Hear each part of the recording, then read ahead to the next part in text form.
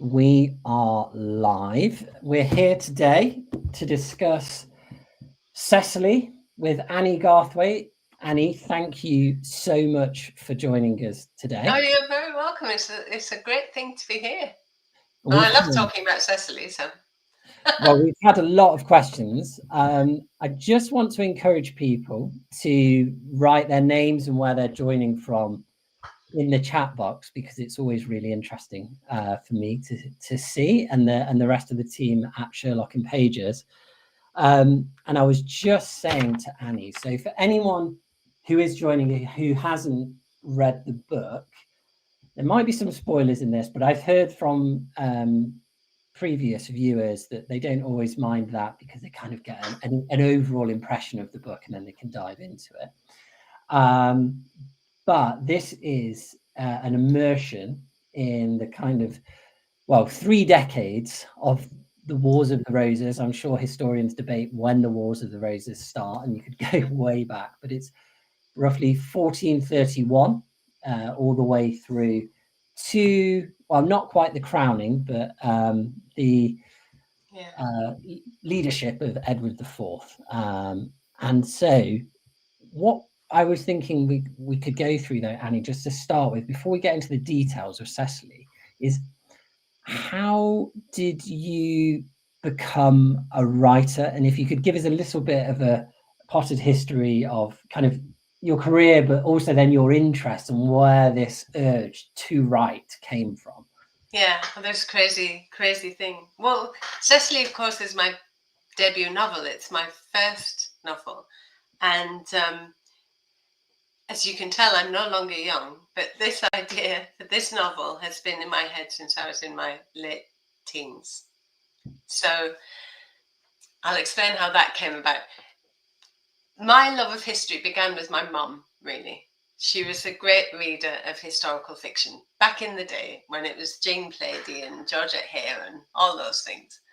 So I was reading those with her. So that idea of history and story and narrative all being much the same thing was sort of in my DNA very early on.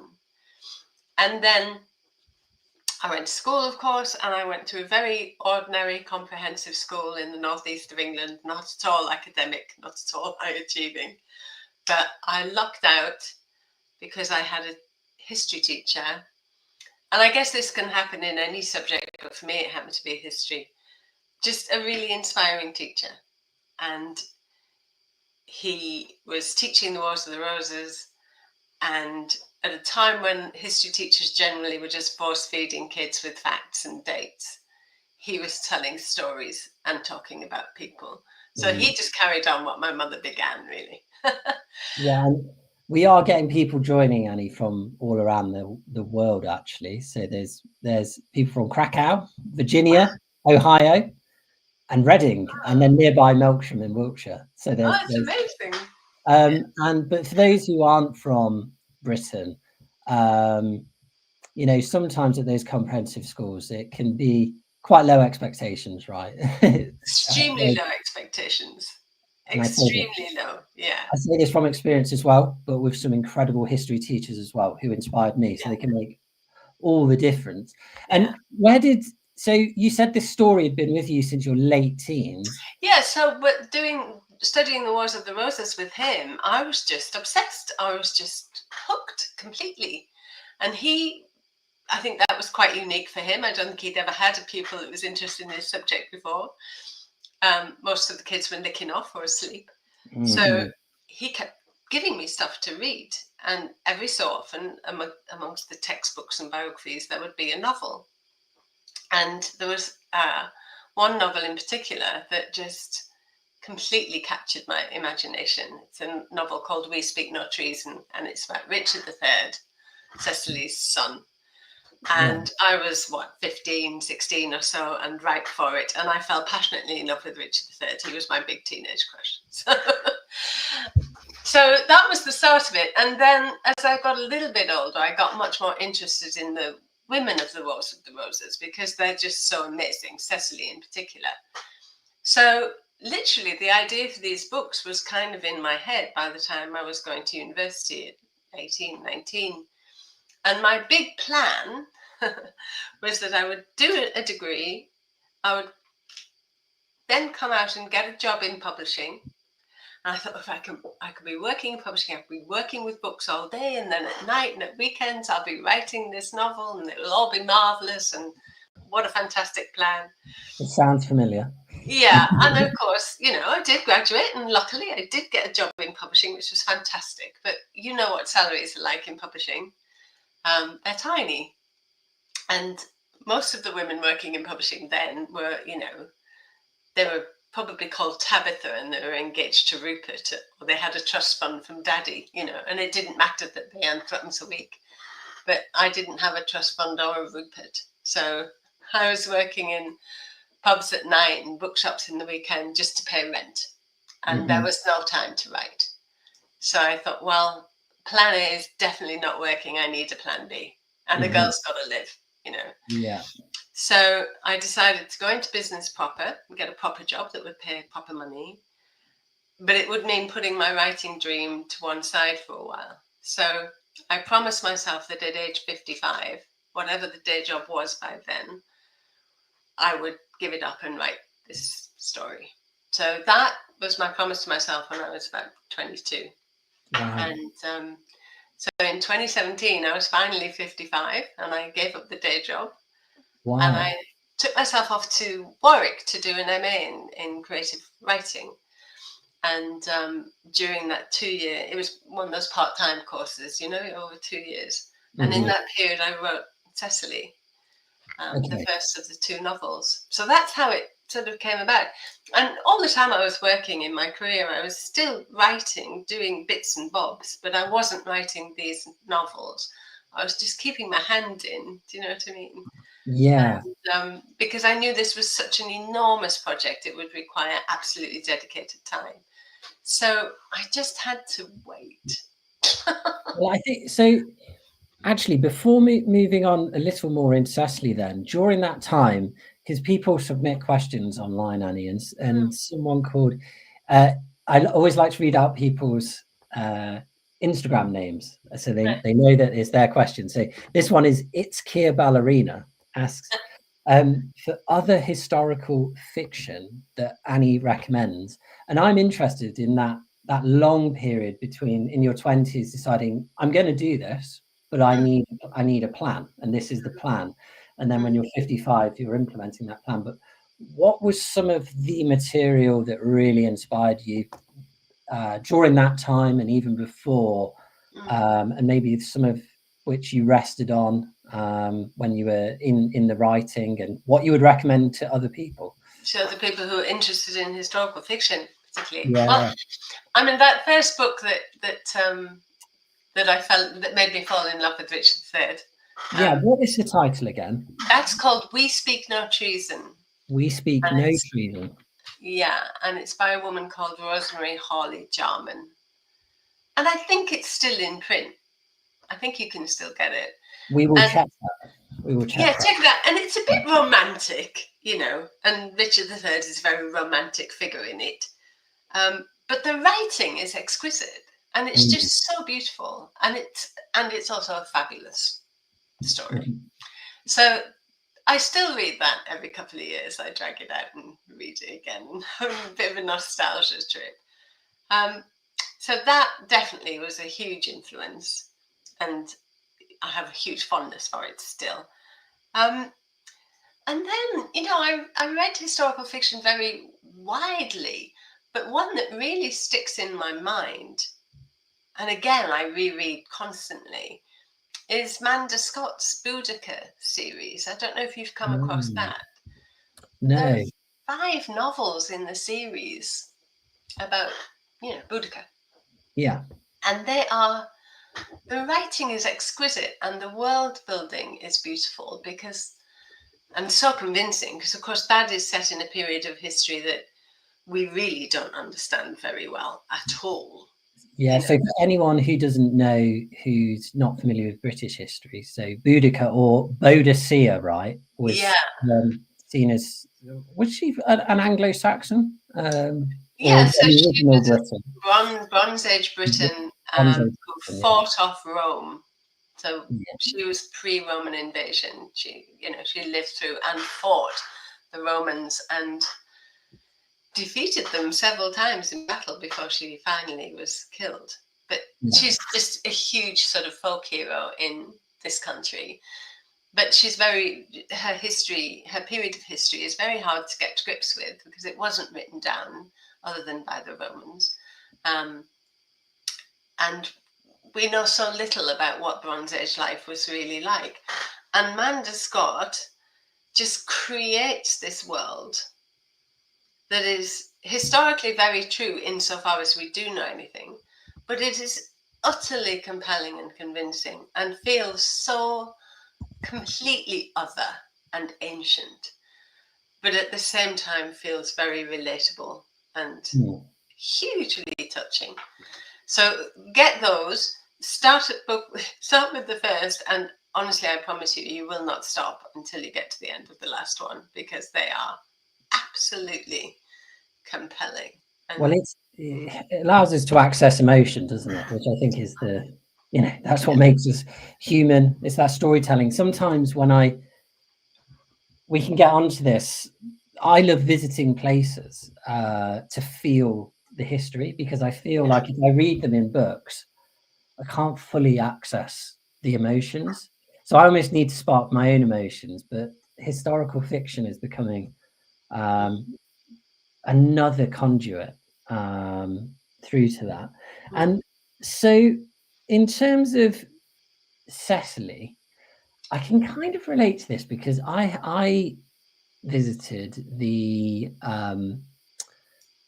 tomb of Alice de la Pole in Ewelme in Oxfordshire, which is just stunning. And I started looking into her story, and she obviously features somewhat in the book Cecily, and lived an extraordinary life during tumultuous times.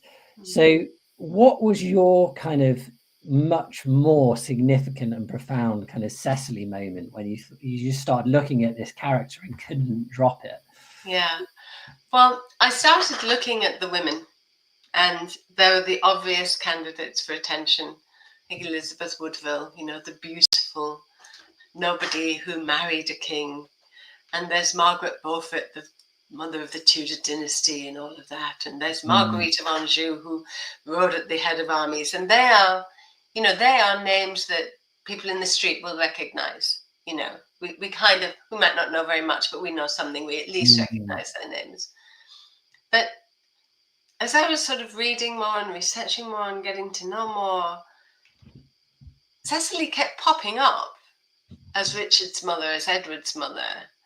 But as soon as she'd appear, she'd disappear again. She'd sort of fall through the cracks of history. She was so hard to get a handle on. And there hadn't been, until 2017, there wasn't even an academic biography of her. There was nothing written. She rarely appeared in fiction. And I started to get a sense of her as much more of a player than she was getting credit for. So I thought, well, where has all of this gone wrong? So I went looking for her, and I went looking in Shakespeare. And I have to say, I think he's a big part of the problem. He didn't do Richard III any favours, but he didn't do his mum any favours either. Because when Cecily appears in the history plays, she hardly does. And when she does, she's very old, she's very pious, she's very dull. She hasn't got any power or any agency. She hasn't got anything to say. It doesn't matter because no one's listening to her. She just wanders around complaining about how awful her children are and how it's not her fault. So I think for 500 and odd years, everyone's gone, oh, well, that's Cecily Neville. She's a bit boring, isn't she? Let's move on. Oh, isn't Elizabeth Woodville sexy? Let's all talk about her. And Cecily's just fallen through the cracks. But when you look at the detail, she's astonishing. She was born in 1415, so the year of Agincourt and all of that good stuff. She dies in 1495, 10 years into the Tudor dynasty. So she is the only major protagonist in the Wars of the Roses to survive them from beginning to end. She's there when they start, and she's the last woman standing when they finish. And no bystander. Right in the heart of it. Absolutely in the heart of it, right, almost from birth. So her mother was Henry IV's half-sister. So she is absolutely in royal circles from the moment of her birth to the moment of her death. And she builds a dynasty and she sees it fall eventually. She has 12 children. She outlives all but 2 of them. And all through her life, she is at the center of political power.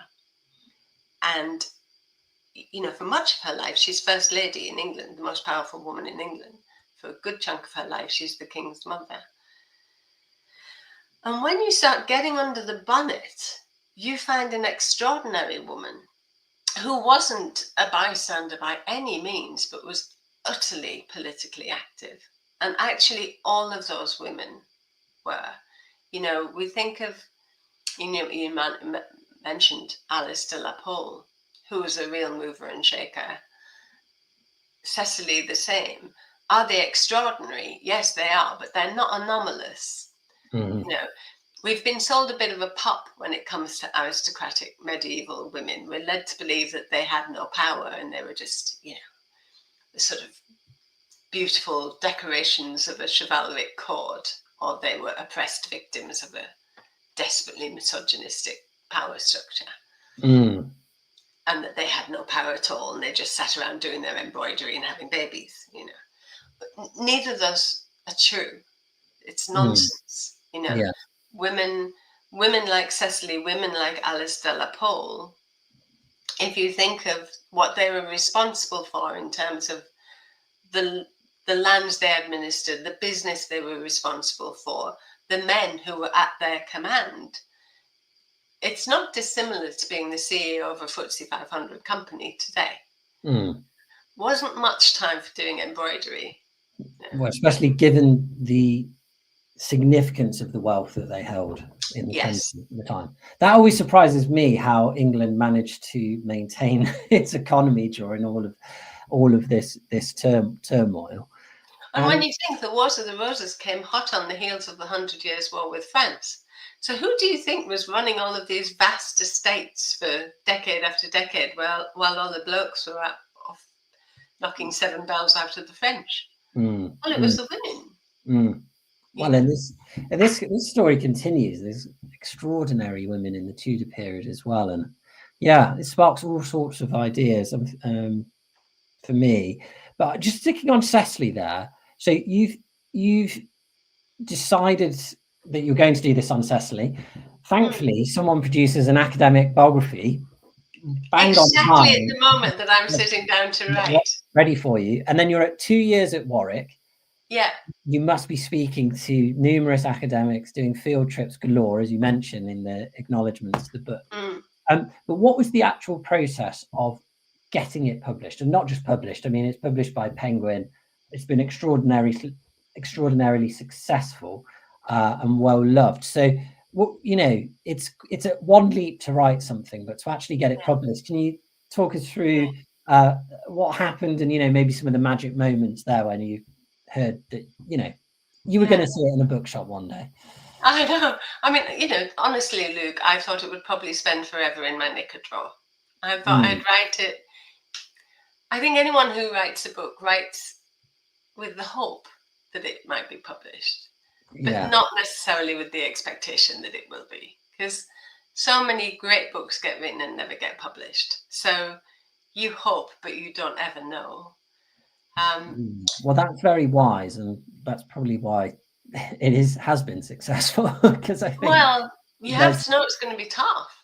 Yeah. But in the end, having wasted all of that time to write the damn thing, it all happened in a rush. So I started the MA in 2017. I gave myself that target of 2 years to write the book. And so that meant I had a finished manuscript in sort of September 2019. And I sent it around to some agents. And I was lucky because one of the things that Warwick does actually that really helped, each year that you're at Warwick, the students are encouraged to create an anthology of work, which they then use as a sort of calling card to agents. And we hold a big launch event and invite agents and editors and la, la, la. So I did that 2 years running, and in each case, I included chapters from Cecily as work in progress. Do you know what I mean? Yeah. And as a result of that, by the end of that second year, I had eight agents who had said to me, "We want to see a manuscript when it's finished." Yeah. So that really helped, because that meant that I was, I wasn't just sending out to the slush pile. I had some. You're on the right track when 8 are interested. Warm leads, yeah. So I sent it out to 8, and lots of them came back and said, thanks but no thanks, which is what you've got to expect. And it came down in the end to 2 being interested in it, and I signed with my agent about 3 days before Christmas in 2019. So and then drank lots and lots of champagne over Christmas. It was a very happy Christmas. And then it was my agent sent it out to publishers in the new year, in January, and in March I signed a deal with Penguin, and it was literally about a week before the whole COVID thing exploded and everyone went. Yeah, of course. Yeah. So the timing was perfect, because I really think, because how crazy everyone went. It's hard to remember it now, though it's not so long ago, but people were running around like chickens with their heads cut off for a while, weren't they? Because the world just changed in an instant. Yeah, so it might not have happened. Yeah, and I do worry that if I hadn't signed exactly when I did, that maybe it would all have just floated off, maybe. Floated away and never come back. So I was really, really fortunate, and signed with Penguin then, which meant Cecily came out in 2021, by which time I was well into writing the sequel, The King's Mother. Because I wanted, my idea from teenage years was to write a novel that would encompass the whole of the Wars of the Roses, so right through from 1431 to the Battle of Bosworth and the end of the Yorkist dynasty in 1485, with Cecily as my central character. But once I really started writing, I realized that was impossible for 2 reasons. Well, impossible for one reason and unwise in another, and unnecessary in another. First of all, it's just too big. It's just too big a story to be encompassed within a single novel, unless you want to write a doorstep. And it's never a good idea for debut authors. Probably not. And even some of the doorsteps we know now were obviously serialized when they were originally produced. So some of those great, 1,500-page novels, they were serialized at first. So I think that's often been the way. Yeah. And then I realized it was probably, so I thought I need to split this. And actually, once I thought that, I thought, because actually the story has 2 very clear narrative arcs. Right. It's how Cecily builds a dynasty in the first book, and how she loses it in the second. So I often said to people that the first book is about how Cecily builds a dynasty, and the second book is about how the kids mess it up. This is life. Because my colleague Kerry has told me that, and many customers, that The King's Mother is even better than Cecily, and she loved Cecily. And Kerry, I know you're on the live, because I see you've given a comment. Somebody confirmed this on Threads earlier to me as well, and they'd heard that from you. So do pick up The King's Mother, which kind of follows on. But diving into some of people's questions on the writing process just a little bit more. So Alex Kellenkamp asked, I would love to hear about Annie's research process, which enabled her to write such a convincing and atmospheric historical novel. For example, I loved her mention of Christine de Pizan's The Book of the City of Ladies, as well as the descriptions of how the Yorks lived, dined, the napkin on the shoulder, how they travelled. And I guess that's a question really that gets to, how much research did you do, and how long did the writing process take? You had all this gestation period of decades, and there's so much in there, and it's so complicated, Annie. Yeah. How did you kind of manage it? And then there's some questions from that kind of lead on, but let's stick with that now. It's a really good question what my research process is, because I am learning that right now. Right. Because in a way, these two novels, Cecily and the King's Mother, are atypical, because in a way I've been researching them for 40 odd years. By the time I came to write at 55, I've been reading, researching, thinking about, learning about this period of history for 4 decades, really, best part of. So my research grew over that time. And then, of course, you sit down in 2017 and start to write, and you think, oh, I know this story now. I've got it completely licked. I just need to write the damn thing. And then you sit down to write, and you think, oh, I think I need to go and do a bit more research, because you're constantly finding things that you don't know.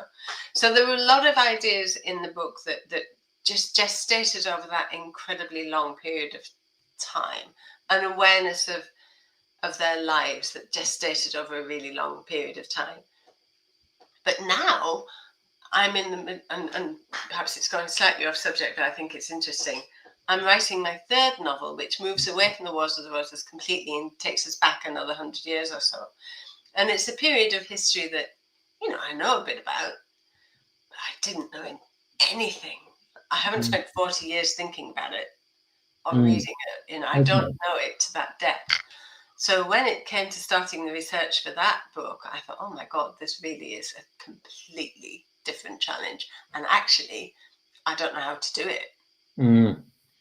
So it's kind of, because you have that. I literally spent 2 years just researching for this 3rd book before I put pen to paper at all. Just 2 years. Because it almost feels like then for Cecily and the King's Mother, you've kind of been immersed in this so long that a lot of it came to you relatively intuitively because this had been the plan. So now you're kind of learning. Yeah. But actually, Kerry asked me to ask you for any non-fiction recommendations for the Wars of the Roses. We were actually discussing, I don't know where I put it. Oh, I've got here Dan Jones's The Hollow Crown, which I just happened to have a flick through this before we came on. This is really the story of the Wars of the Roses and the rise of the Tudors, non-fiction piece. I just wanted to see what he was saying about Cecily in here, and it is relatively light, so we probably confirm some. Not much. But there is so much history. But I wondered if there's any non-fiction recommendations, and were you diving into archives, pinging back emails with academics? How did that work for you? Yes, interviewing a lot of academics, talking with academics, including Joanna Lane Smith, who wrote the Cecily biography, and had done her PhD on Cecily, actually. But there is one particular writer that I'd really recommend, because I think he's a very accessible historian of this period, and that's a chap called Matthew Lewis.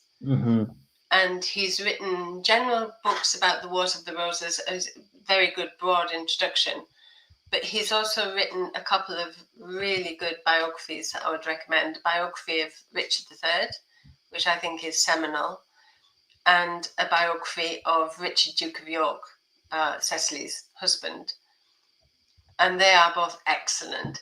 And he's recently published a book on the Princess in the Tower. That great mystery, did Richard III kill them, didn't he kill them? And he puts forward a very convincing argument for why he believes that Richard didn't kill them. Okay. So I would definitely recommend him. We'll be looking these up, and if we can possibly stop them, we definitely will. And so here, Floating Fish is the name, asks, how much imagination does it take to create such a vivid novel with dialogue from the historical data? And I think so. It's this. If I could add a question onto that, you're dealing with such tumultuous and controversial history. Academics debate this, and I know that they have many different theories over 1,000 different events within the overarching Wars of the Roses. So how did you settle on and find the confidence to imagine dialogue, set the tone, of the voices, and give character to the unknown. And how did you come to that? Just diving in, because I think that would be something I would. I don't know if it'd come intuitively to me, but maybe it did. I don't know. I think it's you have to do what my history teacher did and focus on the people, right? Mm-hmm. Because I mean, doing your research and knowing the history intimately is kind of that's the ticket into the game. That's just base level. You have to know the history inside out and to have reached some decisions about the more disputed parts of it, rifling through the evidence as well as you can. Then you have to take a leap of faith and start to look at the people involved and try to intuit their characters and really decide what they are like as people and create them as people. And one thing that my mother told me actually is really useful for anyone attempting to write historical fiction. I remember once when we were in school, we were studying the Wars of the Roses, and we were studying the Second World War, rather, and my mother had lived through the Second World War.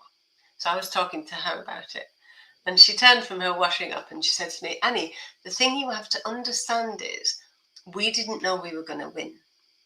And that was an absolute bullet between the eyes, because you and I, we can't imagine not knowing that we won the war. And we can't imagine not knowing that, the Wars of the Roses happened and how they happened, and that Henry Tudor wins in the end and ends up, and then we have the Tudor dynasty. They didn't know. Yeah. And you have to be able to sit with your characters in that place of unknowing and uncertainty and go on that journey with them. And doing that is the only way you're going to get into their heads and understand how they were motivated by fear or dread or love or ambition or passion or whatever it is. You have to be able to put yourself in that position of not knowing the outcome. I think I might have to pass on the wisdom of your mother to anyone who asks us at Sherlock and Pages about historical fiction in the future, because that's right on the money. It seems to me. But did you? And the other thing about historical fiction too, that why it's so important to get to focus on the characters, is that one thing you always worry about as a writer is how you're going to create suspense. How are you going to get people sitting up at night at 3:00 in the morning because they've just got to read the next chapter? They've got to read the next chapter, even though they know they've got to get up and go to work next morning, right? Yeah. Well, I think that's such an important lesson for fiction writing, isn't it? And it's hard to do that when you're writing history and people know what happens. So people aren't necessarily turning the pages when they're reading Cecily. They're not necessarily turning the pages to find out what happens, because they probably know more or less. I'd probably fit in that category where it's more or less, though. It's it's once you're emotionally engaged in those relationships. That's it. They're reading it to find out what it feels like. Yeah, exactly. Well, yeah, exactly. And did you have any feedback from historians of this period who've read it? And historians can be quite catty at times from some online debates I've seen. I'm wondering how you've dealt with that. I never look at the Amazon reviews for my book, for instance. So I can only imagine putting out something like this, which has, been inside you for decades, putting that out into the world. What a triumph. And that brings me great joy, actually, what you've told us today.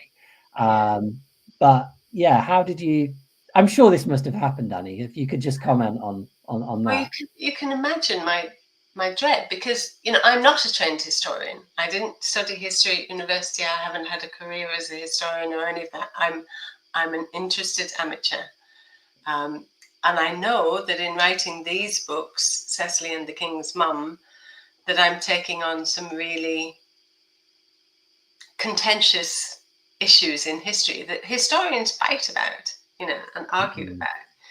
So I was very concerned about how historians would react. But I am hugely relieved to say that it's been very positive. Even when I've sat down and talked to historians and they've said, well, I don't agree. I don't think that's how it happened. Yeah. But I can see how you've got to that conclusion. Yeah. And in writing, I had to feel very confident that I would be able to, if challenged, I would be able to say, yeah, but I arrived at that conclusion because of this evidence, this evidence, this evidence, this evidence, yeah. this. So it's a really high bar, isn't it, to do historical fiction? Because you not only need to be able to, punch at your weight level with the historians, then you need the writers' elegance and dexterity with it. There's just some comments, Annie, coming in that I wanted to kind of reflect on. Corinne Fox says that she actually doesn't know the history, but there are people who do stay up at 3 a.m. to see what happens. So I think that goes back to what you were saying earlier, that historical fiction can just be a way into the history, which is wonderful, and actually often much more just real and vivid. Elizabeth Langley said that the King's Mother does exactly that, page turner. So I think that's the emotional investment. There's some more comments, but Robert Middleton, he did ask, what is it that you find so fascinating about that period of history, about the Wars of the Roses? And then if you could travel in time, what event in history would you like to witness? But I will add to that, within the Wars of the Roses. Right, within the Wars of the Roses. I will amend Robert's question if he doesn't mind. Yeah. Wow, gosh, that is such for a time machine. But if you take that first bit, so what was it about this time period is so fascinating for you? Was it that history teacher that just he introduced you to it? And there is so much. It was, and I think there's two things. I think first of all that period of history is full of characters who are larger than life, and just do crazy things. Mm-hmm. So that in itself is fascinating. Just the drama of it, the opera of it, the speed of events, the larger than life characters, male and female. That is just massively attractive. But I think even more than that, honestly, is the points of controversy. That it is a period of history so full of mystery and uncertainty and things that we just don't know and we can't prove and we can't put a finger on. That's really compelling, right? I think historically, for me, if you take a step back, this is kind of the end of the medieval world, and the world of the high Gothic world there's a visual language that is so compelling. You mentioned the church at Fotheringhay. For anyone who's not been, just look up the church at Fotheringhay now. It is unbelievable to me in a way, and it's the magic of existing that you can visit such a place that we read about here in the opening chapters of it being built in Cecily. So I can understand what attracted you to these years, but we are going to have to pin you down on the time machine element. Maybe there's an intimate scene, or maybe there's a conversation, or it might be a battle. I don't know. Or maybe we can come back to this at the end. What do you want to do, Annie? I'm happy to answer it now. I would really like to find out what went on between Edward IV and Eleanor Talbot. Can you expand on that a little bit more for anyone who doesn't know? So Edward IV, Cecily's son, married, once he became king, he married Elizabeth Woodville and he had several children with her. But at the point of his death in 1483, it was revealed that he'd had a previous marriage with a woman called Eleanor Talbot, which was secret, and no one had found out about it. But what that essentially meant was that the children that he had with Elizabeth Woodville were then illegitimate. And that's how Richard III justified his claim to the throne. After all that had happened, the fact that that still was the case is bonkers. I know.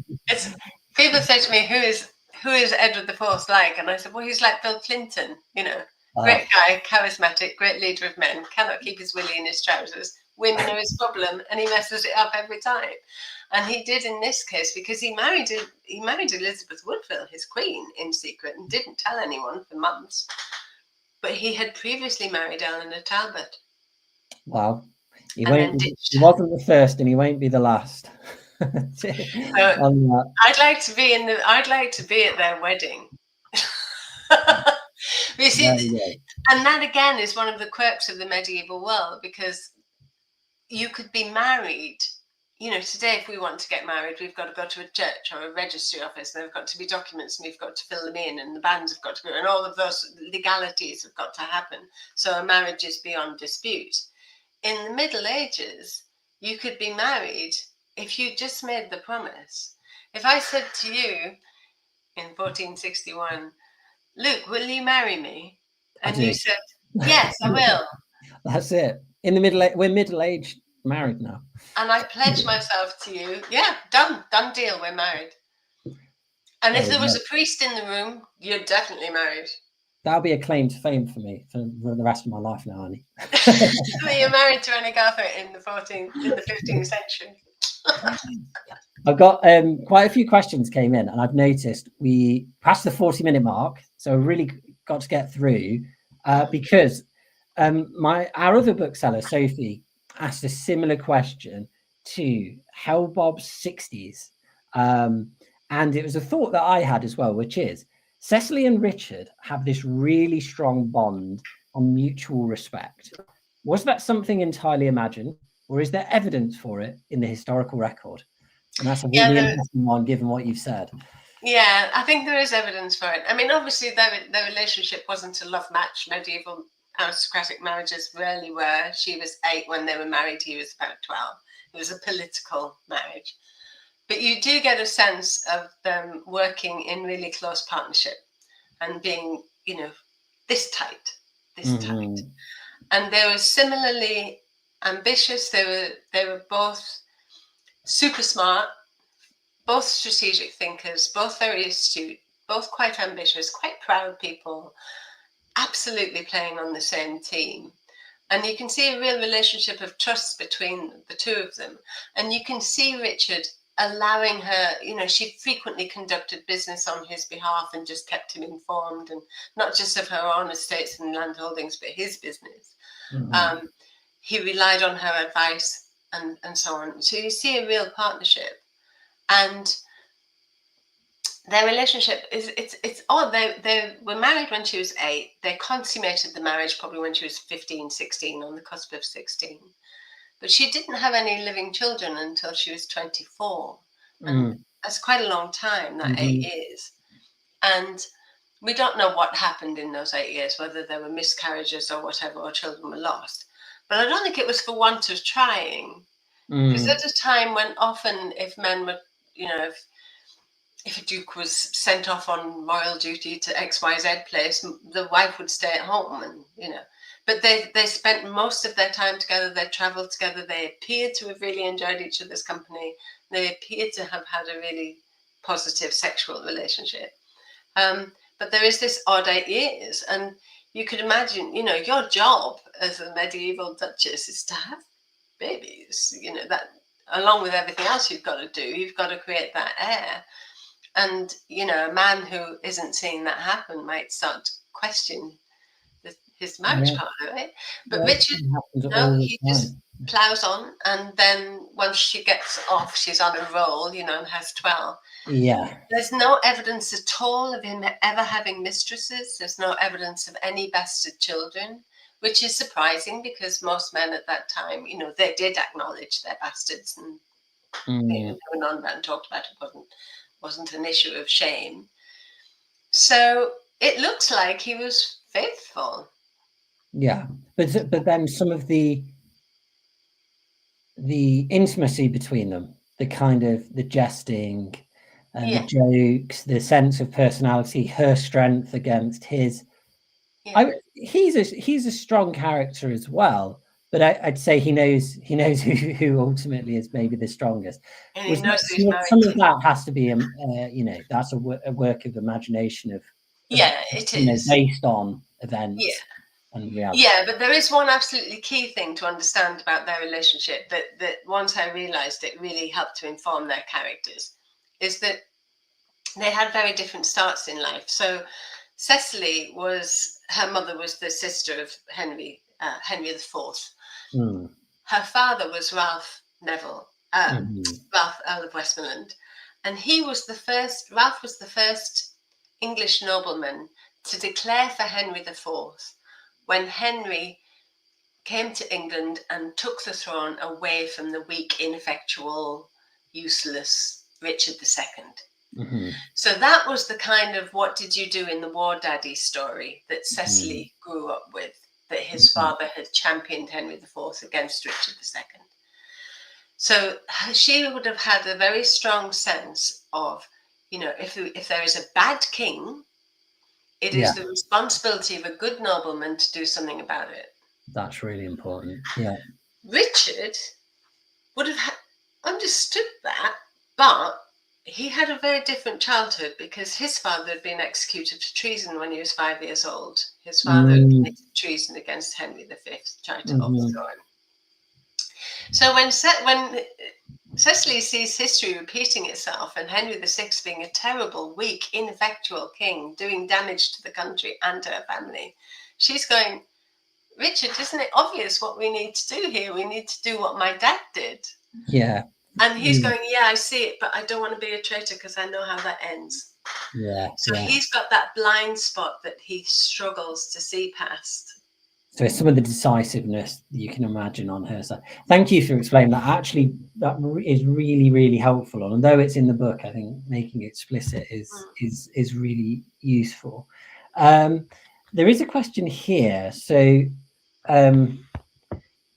this is Sir Dickinson Stories, which is, so how did you shape your characterizations in the book in order to explore the themes that emerge from your research? I think we've been through some of that, but then they add, did Cecily surprise you at all in the writing with aspects of personality or behaviors you hadn't anticipated when setting it out? And I think that could be taken in two ways. So was there anything about Cecily's life that really surprised you given the wider context, or is there anything that you had her do that kind of surprised you when you were saying this out? Yeah, I'll mention something in her character that surprised, that as her character developed for me, that surprised me. When I set out to write Cecily, I didn't think I was writing a love story. Right. Yeah. But I think I possibly have. Possibly. So yeah. I think the narrative rests on their relationship. Yeah. And I don't think I realised how big a part of the story that was going to be when I set out. Right. But the relationship between them became so clear to me in the writing. So that was a surprise to me. And then a historical fact that really surprised me, but was hugely helpful. And it takes us back to Fotheringay. Because Cecily asked to be buried in Fotheringay next to Richard when she finally died, and that happened. Henry VII allowed it. But then during the Reformation and the dissolution of the monasteries and all of that good stuff, her grave was broken up and damaged and left open to the sky. And then years later, when Elizabeth I, who's her granddaughter, visited Fotheringay, she saw the tomb in such a terrible state and ordered for it to be reinstated in the church. And it's recorded that when Cecily's body was removed from the tomb while they did all of the work, it was found that she had tied around her neck on a red cord a papal pardon, a pardon from the Pope. Oh. And that just makes the hairs on the back of my neck stand up, because it's the physicality of it, I suppose. So at some point when she was close to death, she either tied that thing to herself or had someone do it. Yeah. It meant that much to her. So it set me thinking, what was it that Cecily believed she had done that was so terrible Yeah. that when she stood before her judgment seat, she was going to need a really good get out of jail free card. She was going to need to be able to say, yeah, I know all of that, but I've got this. Well, there could be a lot of things. Yeah. That brings me on, and we've got 10 minutes, and there are a few questions I want to get through. Where would you visit if you could to bring this story to life? If anyone's visiting the UK or people who live here, which locations would you visit to bring the stories from Cecily? Let's keep it specifically to Cecily for now, to life. You've mentioned some of them to me, and I just, that church at Fotheringhay, unbelievable, in Northamptonshire. Yeah. Sorry, you're the expert, but it's just somewhere I've been so enthusiastic about before, and it's in my books. And I was so lucky at Fotheringhay last year to get to do an event talking about Cecily in that church. So literally I was there talking about her, and she was right there. That was amazing. But the other place that you just have to go to, it should be compulsory, is Ludlow Castle. Which of course features so large in the book, you know, the terrible sacking of Ludlow when Cecily faces down Beaufort's army single-handedly. You have to go there and see that castle and imagine that experience. And even now, you know, because I live not very far, it takes me about half an hour to drive to Ludlow. So whenever I need a bit of inspiration, I drive up there and sit in the castle. But you can still see the chapel where she would have prayed. You can still see the room that she would have been held captive in. You can still take that route down through the postern gate out to the bridge across the river that Richard and Edward and when they escaped across. You can see it, you can see it, you can walk it, you can feel it. And when you go there, there is nothing that separates you from her except time. And go to the castle in Ludlow, and then go to St. Lawrence's Church, which, along with Fotheringhay, was the church that Richard and Cecily really patronised and financed a large rebuilding of the church.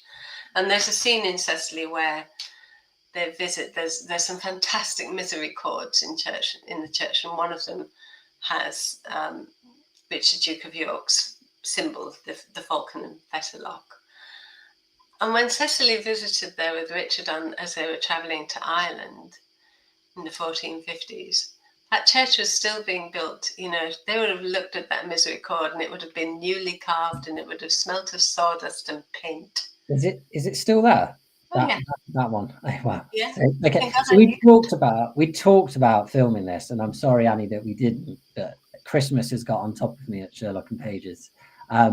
However, maybe this is one in the new year, because doing the YouTube videos is actually really time consuming. But maybe a one on the Wars of the Roses, really detailed. I'd love to show everyone. So maybe that's something we can do. It would be, come to Ludlow and I'll take you around. Yeah, no, I would love to, and I would love to do it properly rather than just rush it all. Somebody here has said, and I had the same question actually, but in a different way. Can Annie picture any particular actors playing the central characters if it were to be adapted for film or television? Has your agent had any approaches from film or television, and can you make it happen? Cecily has been optioned for TV. Oh, wow. So fingers crossed. Fingers crossed. So that whole question of who would play Cecily is in active discussion right now. That's not to say, you know, what I'm learning very quickly how TV works, and just because someone buys an option doesn't mean you'll be seeing it on your screen anytime soon. These things can take years, and you know they move at the speed of a glacier, and you know it could all go tits up at any minute. But at the moment, it's looking positive, and there are conversations about who might play Cecily. A difficult one because it covers 30 years, so it's going to be biologically quite challenging. So, yeah, and then if they do go on and do The King's Mother, which is sort of the idea, then that's 50 years. Wow, let's hope that comes to fruition. because I would love to watch that. And I just feel like the Wars of Roses, I need reminders again and again. I've actually got a list of battles in my notebook because I was just trying it for my own satisfaction, trying to, when did Richard go back to Ireland and what happened here? Anyway, one of the things that I wanted to ask, and I wasn't sure about asking this, but just to round off the conversation, I've really, really, really enjoyed reading this, and I'm going to be making loads of recommendations about this book. And I think I might do one again on our Instagram, just to kind of emphasize how much fun it is for people to read this and enriching. But have you found, because with the focus on Cecily, and I recently read a report about male reading practices in general. So men read less fiction, men read less historical fiction. With the focus being on Cecily, have you found that, there's been like much more response from women? How have you found that? How have you engaged with that? Just because I just think it's kind of a bit of a responsibility of me to just get the lads reading. And I say lads actually because younger men, there is a notable decline. So I just wanted to ask this, as an author, what's that been like? How do you negotiate it? If that's okay, Annie. Yeah, I guess, I mean, as you know, it's 70% of readership of any fiction is female, which is weird, but it's true. And when it comes to historical fiction, even more so. And I guess when it comes to historical fiction about a female character, you've got to wonder, haven't you? It was something I worried about as the book was being developed, and something I was concerned about. And that's why I was very keen to have a cover that didn't look like traditional historical fiction. It really caught our attention. They did a good job when it came out. I don't want pictures of women and heaving bosoms and knights in shining armor or any of that nonsense. I want something contemporary. And I've actually, I do still think overwhelmingly that the readership of Cecily is female, but there are many more men read it than I imagined they would, and read it and have really dramatic responses to it, because I think they can associate with Richard. Yeah, no, I mean, and I don't know. I just thought it's just a great history of the Wars of the Roses with a certain lens, really. And I think if you don't have a lens, then you don't have a narrative. And it's a lens that is fresh and unique because of the dearth of those voices in the past. But what I will do is I will communicate a challenge to either gift it to a man, or if you are a man, to get stuck in and challenge yourself, get out of your usual lane. Because actually Sherlock and Pages has really helped me do that. I think I did have quite a broad taste before, but definitely it kind of makes me change my reading. So thank you everyone for the shared enthusiasm. I think we'll wrap up there, because I know that my partner Agat wants to watch the Traitors final. So it's a big TV show for anyone who's not in the UK. And there's probably lots of people on the things. Oh, it's Traitors in a minute. We've got to go. Annie, it's been not only a pleasure reading the book, not only a pleasure having you this evening, but thank you for your enthusiasm for Sherlock and Pages. So lovely to meet you. You're a real hero of ours, and the story that you told at the start, what a triumph. Well done on making all that happen through all those years. It's honestly, don't pinch me, because I do not want to wake up. I'm very lucky, and I know how lucky I am, and I think I'm living my best life. Well, like Cecily, you had a strong head on those shoulders in your 20s. Well, very determined, at least. Yeah. Thank you, everyone who joined and asked such good questions. And for, honestly, your enthusiasm is a constant buoy for me to hold on to in life. So thank you everyone for coming, and thank you for reading it.